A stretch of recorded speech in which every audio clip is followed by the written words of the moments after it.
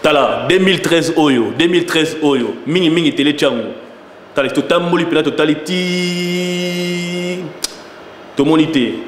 Deux fois t'es dans une avec télé tchango. Et mon professionnel. Le vieux son Fabien Kouswanika. Deux fois t'es dans une sabino. Tala bana tchango. Est-ce qu'il y a un sobo kutani? Est-ce qu'il y a un bozali? La monde bana Congo bana tchango nyonso. Maso na bino ngo. Tala est-ce que bino be masola frangala avec Yemei poivre d'avoine congolais.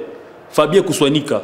La émission sur la frangala, la émission frangala, hay botu na vie na king kesere mena fuma mputu. Botu na titi les valoirs, les grands prêtres. Tolo baté, makamne ngo mama pro, talaka ba delpe au MP3, mboka dia to yebi, to zamba kata ba solo, télé changu, mingi ne télé changu.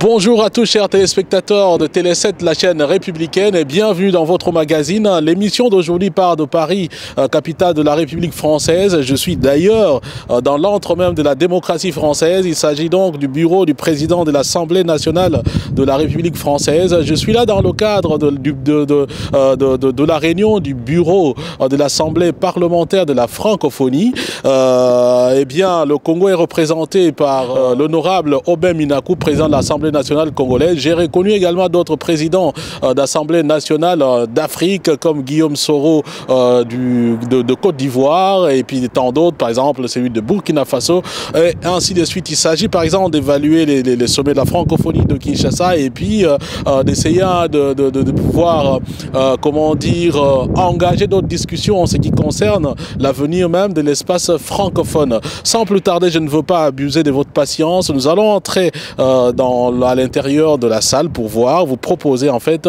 ce qui s'y passe. Voilà, Monsieur le Président, hier vous avez reçu votre homologue congolais. Qu'est-ce qui a été la quintessence de vos entretiens? Hier, j'ai rencontré le président de l'Assemblée nationale du Congo. Nous avons échangé sur la coopération possible entre nos deux institutions. D'abord, il me fallait lui rendre une visite de courtoisie, de fraternité, d'amitié. Nous nous retrouvons ici à Paris, dans le cadre de l'Assemblée parlementaire de la francophonie. Et nous avons convenu de faire en sorte que le Parlement ivoirien et le Parlement congolais se rapprochent pour échanger un certain nombre d'expériences, mais aussi pour voir quelle coopération nous pouvons donc tisser. Et je pense que c'est une bonne chose. Déjà, le président de l'Assemblée nationale m'a invité pour l'ouverture de la session à Kinshasa. Moi aussi, je lui adresserai une invitation pour l'ouverture le 24 avril de la session de l'Assemblée nationale de Côte d'Ivoire. Oui, Monsieur le Président, mais justement, la Côte d'Ivoire est en train de stabiliser, alors que le Congo est encore dans le meilleur de la guerre. Dans le cadre de la diplomatie parlementaire, qu'est-ce que justement le Congo peut attendre l'expérience ivoirienne pour que la guerre puisse cesser? Je suis totalement d'accord avec vous que, effectivement, la situation en Côte d'Ivoire, c'est que aujourd'hui, nous avons un président élu démocratiquement. Nous avons des institutions qui sont mises en place et qui fonctionnent, dont le pays progressivement pense, n'est-ce pas, les plaies de cette crise post-électorale que nous avons connue. Aujourd'hui, voilà, aussi bien au plan sécuritaire qu'au plan économique, de gros efforts ont été entrepris. C'est pourquoi, pour le panafricaniste que je suis, l'Africain tout court que je suis, se trouve préoccupé par la situation qu'il y a en RDC.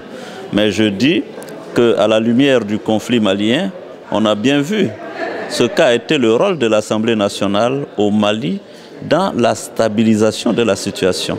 Vous savez bien que la situation aurait pu être beaucoup plus précaire, détériorée, s'il n'y avait pas que le leadership malien et la sous-région ont tenu à ce que les instruments constitutionnels, notamment l'institution comme l'Assemblée nationale, jouent son rôle. Et vous savez que l'actuel président intérimaire du Mali est l'ancien président de l'Assemblée nationale. Donc, les parlements africains ne peuvent pas être en dehors, n'est-ce pas, de la recherche de solutions aux crises que nous connaissons.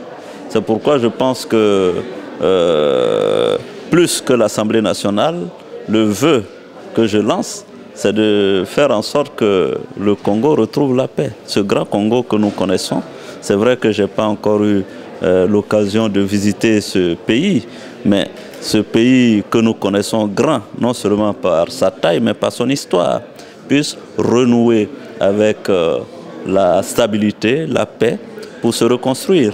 Parce que vous, je peux vous assurer, vous avez un grand pays qui est riche de ressources naturelles, et je suis convaincu que simplement si vous avez la paix, sur une période raisonnable, le Congo sera un grand pays africain. Ne vous en faites pas, je peux vous affirmer qu'au Congo vous êtes populaire, on vous connaît très bien, mais justement c'est que les Congolais ne comprennent pas, c'est le manque d'implication, surtout des pères francophones, par rapport à la situation congolaise actuelle. À votre avis, elle est due à quoi, cette situation? Vous savez qu'aujourd'hui, de mon point de vue, il y a un leadership à affirmer au niveau de l'Union africaine. Tant que les Africains ne se seront pas retrouvés dans cette union, tant qu'il n'y aura pas un vrai leadership pour tirer l'Afrique vers le haut, on aura le sentiment que chaque État africain se débat tout seul dans son précaré ou dans son environnement. Donc je pense que la locomotive de la solidarité continentale qui doit être manifeste doit venir de l'Union africaine. Et je pense que c'est important. Vous savez que quand la Côte d'Ivoire a connu sa crise, nous avons senti la solidarité de la CEDEAO, qui est l'organisation sous-régionale. Et effectivement, nous n'avons pas senti de la même façon l'intérêt et la préoccupation de l'Union africaine. Mais ce que je veux dire, c'est que déjà, il faut qu'on ait dans nos espaces sous-régionaux donc des organisations solides, consolidées, crédibles, pour que l'Union africaine puisse jouer son rôle de leadership sur le continent. Et je pense que le problème qui se pose au Congo doit concerner l'Ivoirien, aussi bien que le problème qui se pose au Soudan doit concerner le Sénégalais. Maintenant, comment nous mettons les mécanismes pour faire en sorte que cette solidarité ne soit pas seulement que des intentions, mais que ce soit des actes concrets? Et à mon avis, c'est à l'Union africaine de jouer son rôle. Merci, Monsieur le Président. Merci.